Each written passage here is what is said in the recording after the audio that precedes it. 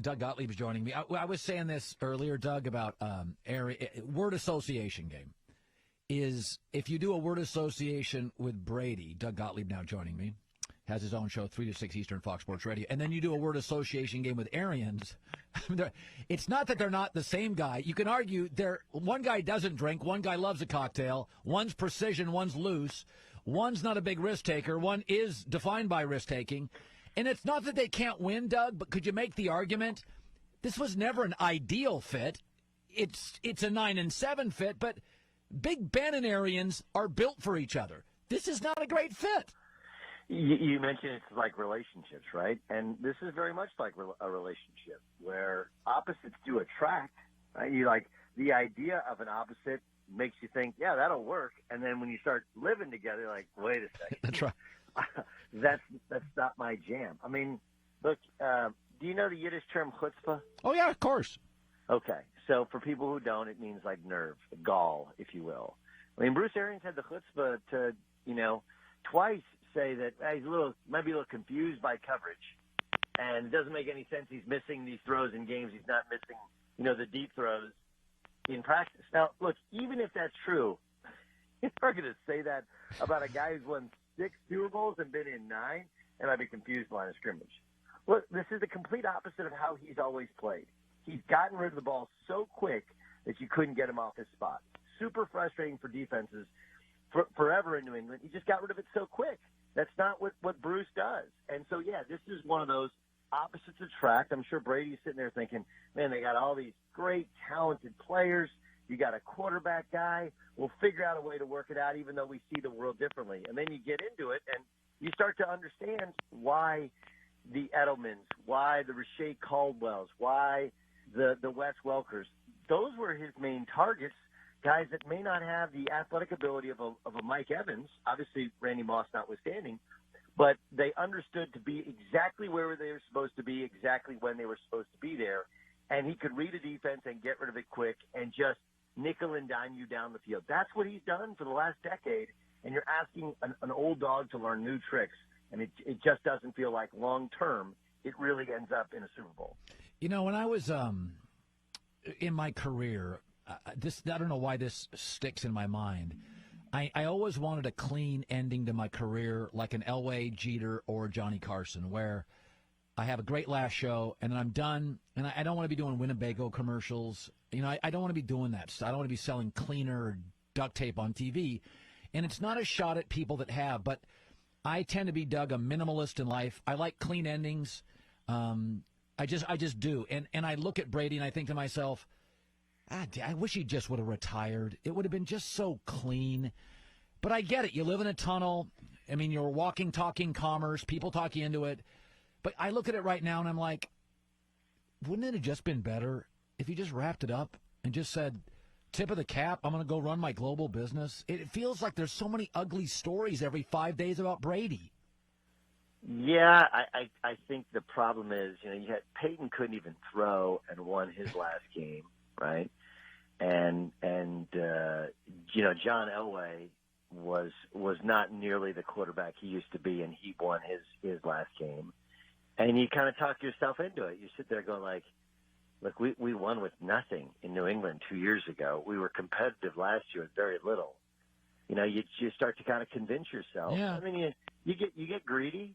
He wouldn't be Tom Brady if he didn't believe in himself and believe that he had kind of superpowers.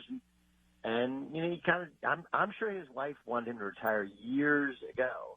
And you just fight it because never again in your life are you going to have 10 eyes on you, 52 other guys, depending on you to lead a team to a Super Bowl. And if you win 7, you pass Jordan, and you're the modern day GOAT of all sports. So you get greedy towards it. So yeah, I'm with you. I do wish that, you would just drop the mic when he won his last Super Bowl. You drop the mic and say, done. It's good. Perfect ending. Beat the Rams. But that's not the case. By the way, can we give a little credit to the Rams? Like, I know. The way in which they demolished Seattle is the way in which they really wreaked havoc on Tampa, which is the same way that the Giants beat Brady's Patriots in the Super Bowl. The ability to get to the quarterback rushing 4 doesn't necessarily confuse them, just makes it a whole very, very different. And what they've kind of rebuilt and reconfigured, changing coordinators, all their coordinators are under 40 years old. I mean, really, they've done a great job with the Rams rebuilding themselves, and they're a team that doesn't have to blitz, and they still get to the quarterback. Yeah. No, the other thing is, and I have Les Snead on later, they have done such a good job drafting wide receivers and secondary. Their secondary, Doug, Jalen Ramsey is such a big corner. Well, God, when you're in a division with DeAndre Hopkins and DK Metcalf, and by the way, Deebo Samuel, you can just put him on that island and just say, take him out. And it's maybe, they didn't know they were going to, when they got Jalen Ramsey, they didn't know Seattle would draft DK Metcalf. But God, they have just, you got to give credit. Some teams draft well, some teams don't. The Saints draft incredibly well. Les Snead, receivers, DBs, he's hit it out of the park.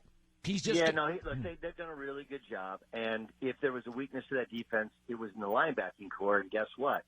You don't use your linebackers nearly as much as you used to, right? With many of these teams. So if you can have a weakness, sometimes that's something you can cover up. Look, they made a ballsy trade to go and get Jalen Ramsey, who was a pain and wanted to get paid. And you know what? It worked out. And, last year they had some holes in the offensive line and replaced it with youth. That's come together. They fixed Jared Goff. You go back a couple weeks ago, Jared Goff was bad against little double-A gap blitz, and he got better as well. So they've coached him up. They've drafted well.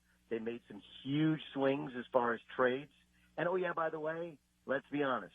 The running backs are a lot better. They got rid of Todd Gurley, who was a malcontent, who there was questions about his work ethic. And they got guys back there that run hard and get that extra yard. The whole thing seems to be coming together, and it's not crazy to think the Rams could get back to the Super Bowl after a year in which they're 9-7 last year and seen as a disappointment. Yeah, no, I watched them the other night, and I'm like, I'm not sure they have a big hole. Like everybody else outside of this, the Saints don't throw the deep ball, the Steelers don't run the ball, but Rams, almost everybody in this league, Green Bay's a good team. They can't play physical football. Colts are a good team, low ceiling. Titans are a good team. Seattle, you struggle with the back end of the defense. Doug Gottlieb joining us. I want to spend a few minutes on this. We got about 3 minutes left. I want to spend it on this. A year ago, at least I did, I thought, Lakers, I don't know, Clippers, I really like their direction.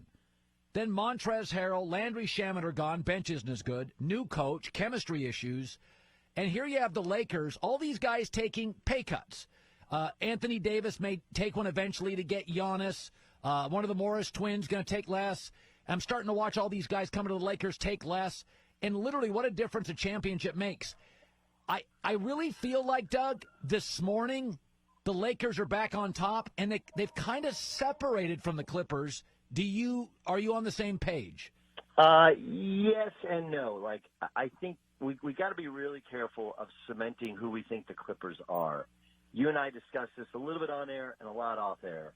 Everyone who was in the bubble told me, like, Clippers do not want to be here. It is not a good vibe. You told me that, yeah. Right. I mean, the Lou Williams thing was just a microcosm of the macro which was going on there. So I do think that the Clippers are better than they looked, and they're trying to reconfigure their chemistry. I still believe they need a point guard, and they don't have one. I don't think you can win a championship with Pat Bev as your starting point. But whatever. The Clippers are kind of let's just see what the painting looks like when the artist is finished. But for the Lakers, I mean, like, look, what was the big thing when Magic was there? That anytime they were thinking about doing something, there was always a story from Brad Turner that covered the team or there was always a leak. It's not just that they pulled off these moves, it's that there have been no leaks, right? You haven't seen it coming. And I think Rob Pelinka has smartly kind of adjusted and metamorphosized himself into a really, really good GM. Yeah. And, you get these older players like a Marc Gasol. Look, as long as I think he'll love his role and understand his role. The question is, those older players, do they break down? I love the upgrade with Dennis Schroeder. Now, we don't know how he'll play in a big playoff series. You still wonder how they'll replace the shoot. Danny Green looked washed up, and they got rid of that contract, which was smart. But can they replace that shooting? But otherwise, I think they've done a really, really good job. It's going to be different outside of the bubble, but the big thing was that Lakers team was really tight. a really good culture, and I do think that veterans around the league, they respect that. They like that. They're willing to take a little less money to play for a professional organization that's run the right way and is only about winning. And that's what LeBron, Pelinka, the coaching staff has all put together. You know, the other thing, Doug, is once you win a championship, LeBron and AD now, everybody's going to fall in line. I mean, nobody's going to come in there and disrupt, because AD now is a made man. Yes. And so it's like, man, that championship, that builds a wall around AD and LeBron.